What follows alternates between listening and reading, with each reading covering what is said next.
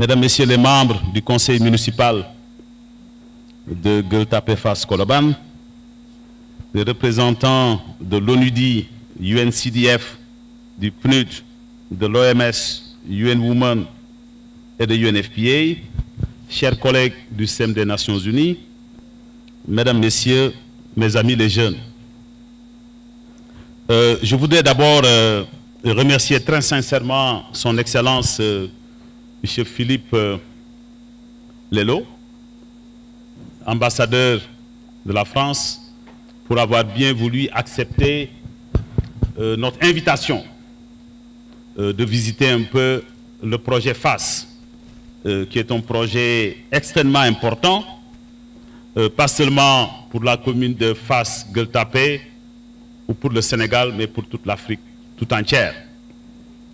Et je voudrais donc ce matin insister sur la genèse et l'histoire de ce projet, étant entendu que la visite qui va suivre un peu ces quelques échanges vont permettre à nos hôtes de découvrir un peu les progrès que nous avons réalisés depuis que nous avons initié ce projet il y a quelques périodes. Avant d'ailleurs la décision de l'Union africaine de 2016 de développer une feuille de route pour l'investissement dans les jeunes et la capture du dividende démographique en Afrique, à New York, en marge de plusieurs réunions des chefs d'État et de gouvernement, la question de l'opérationnalisation du concept de dividende démographique s'était posée.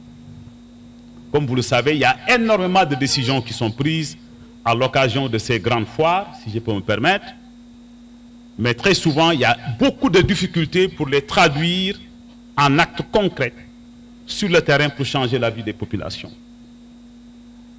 C'est vrai que ce n'était pas la première feuille de route, la feuille de route qui a été adoptée par les chefs d'État et de gouvernement lors du conseil exécutif de l'Union africaine, donc de Kigali, de juillet 2016. Ce n'était pas la première feuille de route. Mais je dois dire que l'Union africaine avait demandé, donc au début de l'année 2016, au Fonds des Nations Unies pour la population, mon institution, la Commission économique des Nations Unies pour l'Afrique, le NEPAD, la Banque africaine de développement pour préparer cette feuille de route dont j'ai fait allusion tout à l'heure, qui a été adoptée donc en juillet à Kigali et qui a été officiellement lancée en janvier 2017 à l'occasion de la première visite de l'actuel secrétaire général des Nations Unies, donc en Afrique, donc lors du sommet de l'Union africaine. Et à toutes ces occasions, il a été question de comment traduire ce projet ambitieux de capture du dividende démographique qui a permis aux pays asiatiques qu'on appelle aujourd'hui les dragons ou les tigres asiatiques d'avoir une croissance accélérée. Ces pays d'ailleurs ont connu des taux de croissance qui ont augmenté entre la moitié et 2/3 grâce à l'investissement dans la capture du dividende démographique. Et j'ai souvenance à New York des chefs d'État qui ont pris la parole pour dire, écoutez, nous sommes d'accord, maintenant comment réaliser ce pari? Donc ça c'est extrêmement important. Et de retour à Dakar, je me suis permis, avec quelques amis qui ne sont pas du tout du secteur, à penser à développer une telle initiative, à la concrétiser, à l'opérationnaliser. Ici au Sénégal, nous avons le bureau pays, nous avons le bureau régional, mais nous avons pratiquement toutes les agences du SEM des Nations Unies, mais également les partenaires bilatéraux, multilatéraux, le secteur privé, une société civile dynamique. Mais également, nous avons un peu une politique de décentralisation qui quand même offre une opportunité exceptionnelle. Donc voilà un peu quelques idées qui nous ont poussés à lancer ce projet FASS, pour lequel je voudrais insister sur certains aspects. Le premier, c'est comme le maire l'a dit tout à l'heure, c'est la démarche partenariale. Donc il ne s'agit plus de faire en sorte que chaque acteur aille de son côté pour servir les mêmes communautés. Il ne s'agit plus de faire en sorte que les acteurs viennent pour leur propre agenda et relèguent au second plan les préoccupations les plus pressantes des populations, les populations locales. Mais il s'est également s'agit de concentrer un ensemble important d'outils qui ont été développés pendant plusieurs périodes donc au niveau du terroir où on en avait le plus besoin. Et l'autre aspect, c'est que Fass présentait quand même des qualités exceptionnelles. Parce que M. le maire, c'est l'ancien manager de l'écurie de Fass, qui a quand même insufflé à la commune une dynamique nouvelle.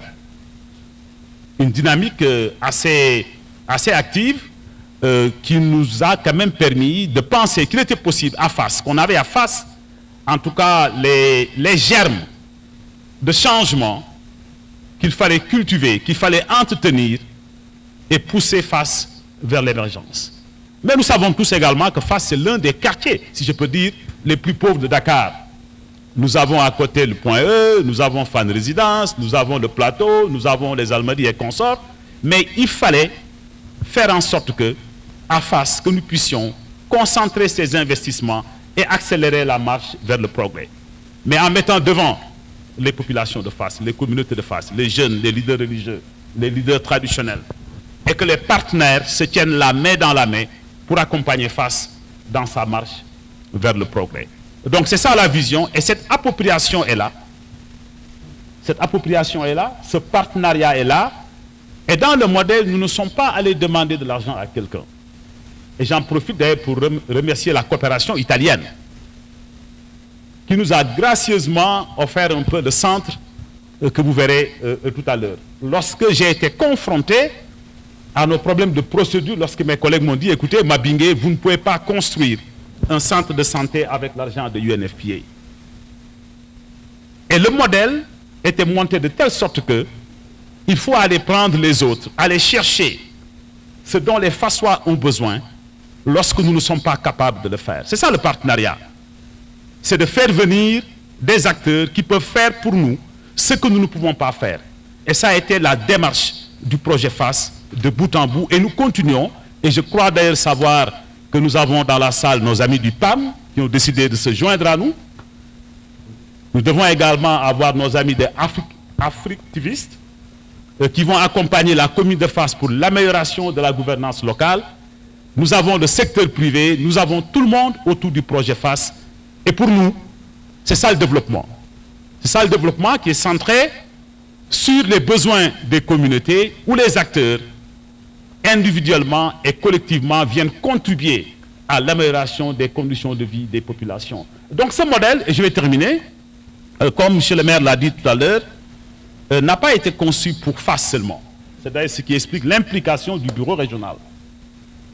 Donc ce modèle pourrait aider les 557 communes du Sénégal à suivre un peu le chemin, le tracé que nous avons identifié, et pourquoi pas dans les autres pays de la région où nous avons des défis similaires, que ce soit l'emploi des jeunes, la nutrition des enfants, la transmission de la prévention, la transmission un peu de l'infection VIH mère-enfant, etc., etc. Donc beaucoup de défis que nous rencontrons dans les communes, dans les villes, et qui peuvent être réglés à travers un peu une démarche pareille. Donc Fass, c'est vraiment un modèle.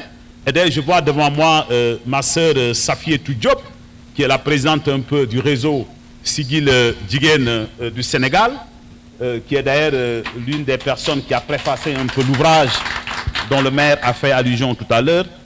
Et je pense que Safietou est un inspecteur de la jeunesse. Safietou est un leader de la coalition des organisations de la société civile africaine.